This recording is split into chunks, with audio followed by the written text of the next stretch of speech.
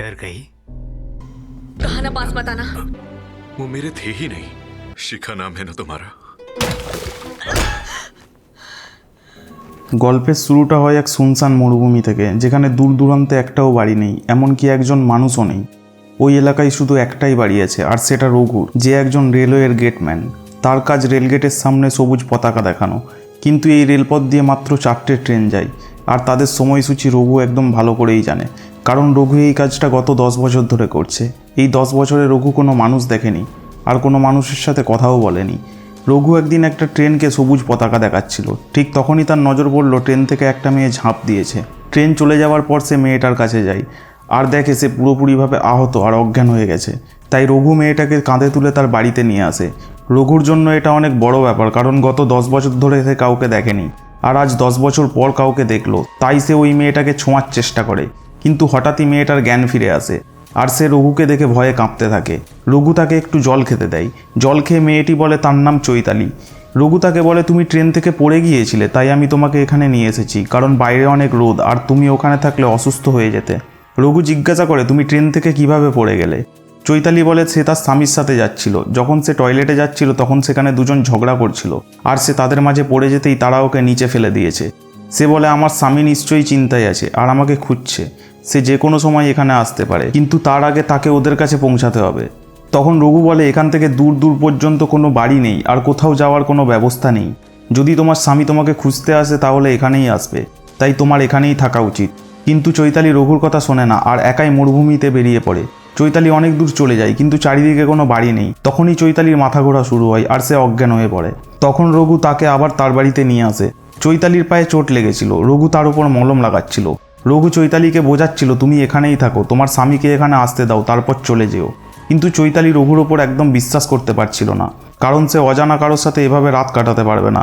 যদি সে রাতে কিছু করে বসে তাহলে সে কিছুই করতে পারবে না।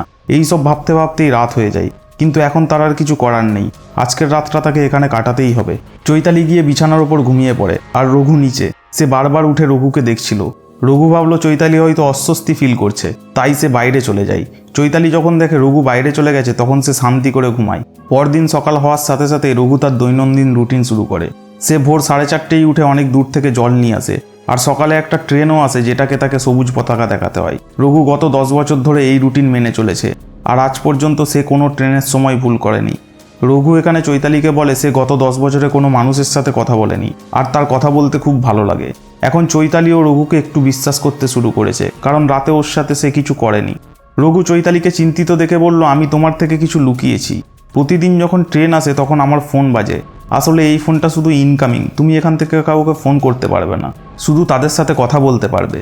তাই পরের বার যখন ফোন আসবে আমি তাদের তোমার ব্যাপারে বলে দেবো, তখন তোমার স্বামী তোমাকে সহজেই খুঁজে পেয়ে যাবে। কিছুক্ষণ পরেই ফোন বেজে ওঠে, আর যখন রঘু ফোনে চৈতালির কথা বলতেই যাবে তখনই চৈতালি হঠাৎ করে কলটা কেটে দেয়।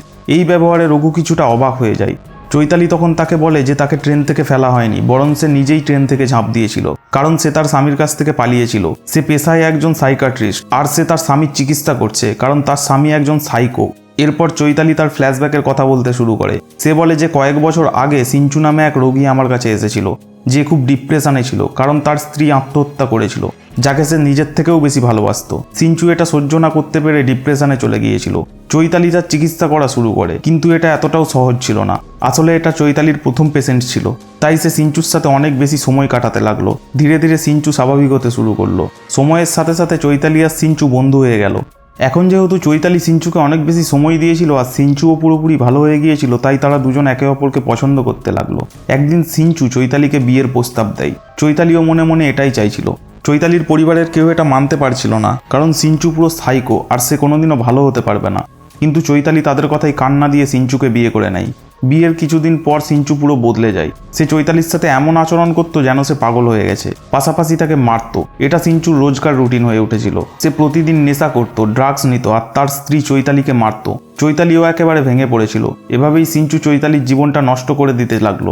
ভিডিওতে এগোবার আগে একটি জরুরি ঘোষণা, যদি আপনি এখনও আমাদের চ্যানেলটা সাবস্ক্রাইব না করে থাকেন তাহলে এখনই সাবস্ক্রাইব করে পাশে থাকা বেল আইকনটা প্রেস করে নোটিফিকেশন অল করে দিন, যাতে পরবর্তী ভিডিও সবার আগে আপনার কাছে পৌঁছে যায় নোটিফিকেশনের মাধ্যমে। তো এখন গল্পে ফিরে আসি। চৈতালি ধীরে ধীরে রঘুর ওপর বিশ্বাস করতে শুরু করে। এরপর সে স্নান করতে যায়। চৈতালি যখন স্নান করছিল তখন রঘু লুকিয়ে লুকিয়ে সেটা দেখছিল। একসময় সে বাথরুমের সামনে চলে যায় আর দেখে চৈতালির পিঠে একটা দাগ আছে। যখন চৈতালি স্নান করে ভেতরে আসে তখন রঘু তাকে জামা কাপড় দেয় আর জিজ্ঞেস করে, তোমার পিঠের যে চোটের দাগটা আছে সেটা কিভাবে লেগেছে? চৈতালি বুঝে যায় স্নান করার সময় রঘু তাকে দেখছিল। সে বলে এই চোটের দাগটাও তার স্বামী দিয়েছে। এরপর সে আবার নিজের ফ্ল্যাশব্যাকের গল্প শুরু করে আর বলে সে অনেকদিন ধরে সিঞ্চুর নির্যাতন সহ্য করছে, কিন্তু একদিন সে সিঞ্চুর ডায়েরি পেয়ে যায় যেখানে সবকিছু লেখা ছিল। সেই ডায়েরি পড়ে চৈতালি জানতে পারে সিঞ্চুর স্ত্রী আত্মহত্যা করেনি, বরং সিঞ্চু নিজেই তার বউকে মেরেছিল আর সাথে হাসপাতালে একজন নার্সকেও মেরেছিল, যেটা ওই ডায়েরিতে লিখে রেখেছিল। কিন্তু ঠিক তখনই সেখানে সিঞ্চু চলে আসে। সে চৈতালিকে ডায়েরি পড়তে দেখে ফেলে আর তাকে অনেক মারধর করে। পুলিশ থেকে বাঁচার জন্য সিঞ্চু চৈতালিকে ট্রেনে করে অন্য কোথাও নিয়ে যাচ্ছিল আর সেই সময় চৈতালি ট্রেন থেকে ঝাঁপ দেয়। চৈতালি তার পুরো গল্প বলে ফেলে। এইসব শুনে রঘু বলে, তোমার আর আমার গল্পটা একই রকম। আমারও এই দুনিয়ায় কেউ নেই আর তোমারও কেউ নেই, এখানে আমরা আরামে জীবন কাটাতে পারবো। কিন্তু চৈতালি বুঝতে পারছিল না আসলে রঘু কি বলতে যাচ্ছে। তখনই ট্রেনের সময় হয়ে যায় আর রঘু পতাকা দেখাতে চলে যায়। এরপর চৈতালি রঘুকে সাহায্য করতে শুরু করে। সে তার জন্য খাবার তৈরি করে আর রঘুর ঘর পরিষ্কার করে। ঘর পরিষ্কার করতে করতে চৈতালির হাতে এমন কিছু লাগলো যেটা দেখে সে একদম অবাক হয়ে যায়। সে একটা কাটা পেপার পায় যেটাতে লেখা ছিল একজন মানুষ 4 জনকে মার্ডার করে পালিয়ে গিয়েছিল। আর চৈতালি এখানেই জানতে পারে যে রঘু আসলে একজন অন্য রঘুর পরিচয় চুরি করেছে, যে আগে এই একই লেভেল ক্রসিংয়ে গেটম্যান হিসাবে কাজ করত। এই সব জেনে চৈতালি হাতে ছুরি নিয়ে রঘুর দিকে এগায়। কিন্তু তখনই রঘু চৈতালিকে বলে, তোমার ভয়ের কোনো কারণ নেই, আমি তোমাকে সব সত্যি বলবো। এরপর রঘুর গল্প ফ্ল্যাশব্যাকে চলে যায় আর সে তার গল্প শোনানো শুরু করে। সে বলে, আমার মা আমার বিয়ের জন্য একটা মেয়ে পছন্দ করেছিল আর আমি প্রথম দেখাতে ওই মেয়েটাকে নিজের সব সত্যি কথা বলে দিয়েছিলাম। আমি তাকে বলেছিলাম যে আমি একটা মেয়েকে ভালোবাসতাম, কিন্তু ওই মেয়েটা আমাকে ধোঁকা দিয়েছে আর এক ধনী লোককে বিয়ে করে নিয়েছে। আর যেই মেয়েটাকে আমি দেখতে গিয়েছিলাম তার কোনো বয়ফ্রেন্ড ছিল না এবং সেও আমাকে বিয়ে করতে রাজি ছিল। তারপর আমার বিয়ে হয়ে যায় আর প্রায় 1 মাস পর আমার বউ তার এক ভাইকে বাড়িতে নিয়ে আসে। কারণ আমার কিছু জমি ছিল যেখানে কাজ করতে আমাকে অনেক পরিশ্রম করতে হতো, তাই আমার বউ তার ভাইকে এখানে কাজের জন্য ডেকে আনে। 1 বছর পর আমি একটা বাচ্চার বাবা হয়ে গেলাম আর কয়েক বছর পর আমাদের আরও একটা বাচ্চা হলো। তারপর আমার বউ আমাকে বলল ওর আর বাচ্চা চায় না, তাই তুমি নাসবন্দি করিয়ে নাও। আমি ওর কথা মতো নাসবন্দি করানোর জন্য এক ডাক্তারের কাছে গেলাম, কিন্তু ডাক্তার বলল তোমার নাসবন্দি করার দরকার নেই, কারণ তুমি বাবা হতে পারবে না। এটা শুনে আমি অবাক হয়ে গেলাম। তারপর আমি যখন বাড়ি ফিরলাম তখন আরও বেশি অবাক হলাম, কারণ আমার বউ আর ওর ভাই একসাথে আপত্তিজনক অবস্থায় ছিল। এটা দেখে আমার আর বুঝতে বাকি থাকে না আমার বউয়ের অন্য জায়গায় সম্পর্ক আছে। আর যেই দুটো বাচ্চা ওরাও ওই ভাইয়েরই, মানে আমার পরিবারের কোনো অস্তিত্বই নেই। এই সব দেখে আমি খুব বেশি কষ্ট পেয়েছিলাম আর আমি ওই 4 জনকেই মেরে ফেলেছিলাম, মানে রঘুর বউ, তার ভাই আর দুটো বাচ্চাকেই। এরপর গল্প ফিরে আসে বর্তমান সময়ে, যেখানে রঘু চৈতালিকে বলে হয়তো আমার জায়গায় অন্য কেউ থাকলে সেও এটাই করত। এখন চৈতালিও রঘুকে উৎসাহ দিতে শুরু করে আর তার পাশে দাঁড়ায়। এরপর রঘু চৈতালিকে বলতে থাকে, আমি ওই 4 জনকে মারার পর পুলিশের হাত থেকে বাঁচতে এখানে ওখানে পালিয়ে বেড়াতাম আর শেষে এখানে এসে পৌঁছালাম। এখানে আমার দেখা হয় রঘু নামের এক লোকের সাথে, যে গেটম্যান ছিল।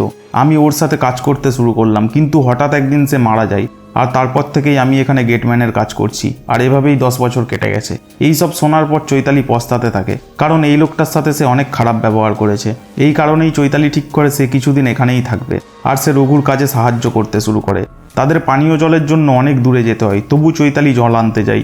আর যখন সে অনেক দূরে জল আনতে চলে যায় তখন রঘু রেলওয়ে ক্রসিংয়ে থাকে। ঠিক তখনই সিঞ্চু তার স্ত্রীকে খুঁজতে খুঁজতে সেখানে চলে আসে। সে রঘুকে জিজ্ঞাসা করে, তুমি কি এখানে কোনো মেয়েকে দেখেছো? রঘু স্পষ্ট করে বলে, না, আমি এখানে কোনো মেয়েকে দেখিনি। সিঞ্চু বলে তার বউয়ের চিকিৎসা চলছে, সে পুরোপুরি পাগল হয়ে গেছে আর ওর নাম শিখা। আর ও নিজের মনেই বকবক করে, অদ্ভুত অদ্ভুত কথা বলে আর বলে আমি ডাক্তার, যদি শিখা কারোর সাথে থাকে তাহলে তার জীবনেও ঝুঁকি থাকতে পারে। যদি তুমি ওই মেয়েটাকে দেখে থাকো তাহলে আমাকে বলো। আমার বউ শিখার চিকিৎসা চলছে আর আমার নাম ডাক্তার সিঞ্চু। এই সব কথা শুনে রঘু বিশ্বাস করতে পারছিল না যে কার ওপর ভরসা করবে আর কার ওপর করবে না। সব কথা শুনে রঘু তাড়াহুড়ো করে সেই জায়গায় যায় যেখানে চৈতালি জল আনতে গিয়েছিল। রঘু তাকে জিজ্ঞাসা করে শিখাকে। চৈতালি বুঝতে পারে যে তার স্বামী সিঞ্চু এখানে চলে এসেছে। চৈতালি তাকে বোঝায় যে শিখা তার বউয়ের নাম আর সে তার বউকে মেরে ফেলেছে। যেভাবে সে তোমায় বুঝিয়েছে ঠিক সেইভাবে সবাইকে বোঝাই আর আমার ব্যাপারেও খোঁজ পেয়ে যাই। যদি আমি তার কাছে যাই সে আমাকে মেরে ফেলবে। রঘু এখন তার ওপর বিশ্বাস করতে পারছে না, কিন্তু চৈতালি এই কথাটা বুঝে যায়। তাই চৈতালি বলে আমরা একটা কাজ করি, আমরা পুলিশকে খবর দিই। কিন্তু রঘু তাড়াতাড়ি মানা করে দেয়। সে বলে পুলিশে খবর দিতে হবে না, কারণ রঘু নিজেই তো একজন পালিয়ে আসা অপরাধী। তাই তারা দুজন ফিরে যায়। সেখানে সিঞ্চু চৈতালিকে নিয়ে যাওয়ার চেষ্টা করে, কিন্তু চৈতালি রঘুর কাছে বলে, আমি তোমার সঙ্গে একটু সময় কাটাতে চেয়েছিলাম, কিন্তু তুমি আমাকে বুঝতেই পারোনি। এই সব কথা শুনে রঘু সিঞ্চুকে বলে, তুমি তো তোমার স্ত্রীকে মেরেই দেবে, এর থেকে ভালো তোমার স্ত্রীকে আমার কাছে থাকতে দাও, যাতে আমরা সুখে শান্তিতে থাকতে পারি। রঘু আর সিঞ্চু যখন কথা বলছিল তখনই হঠাৎ চৈতালি সিঞ্চুর ওপর হামলা চালায়, যার ফলে সে বাজেভাবে আহত হয়। চৈতালি রঘুকে বলে, তুমি তো আমার কথা বিশ্বাসই করো না। এটা শুনে রঘু সিঞ্চুকে মারাত্মকভাবে হত্যা করে। এরপর যখন সে তার ওয়ালেট থেকে টাকা নিচ্ছিল তখন সে সিঞ্চুর পকেট থেকে একটা হাসপাতালের স্লিপ পায়, যেখানে লেখা ছিল ডাক্তার সিঞ্চু আর তার রোগী শিখা। এর মানে হলো সাইকো আর কেউ নয় বরং চৈতালি, যার আসল নাম শিখা, আর শিখারই চিকিৎসা চলছে।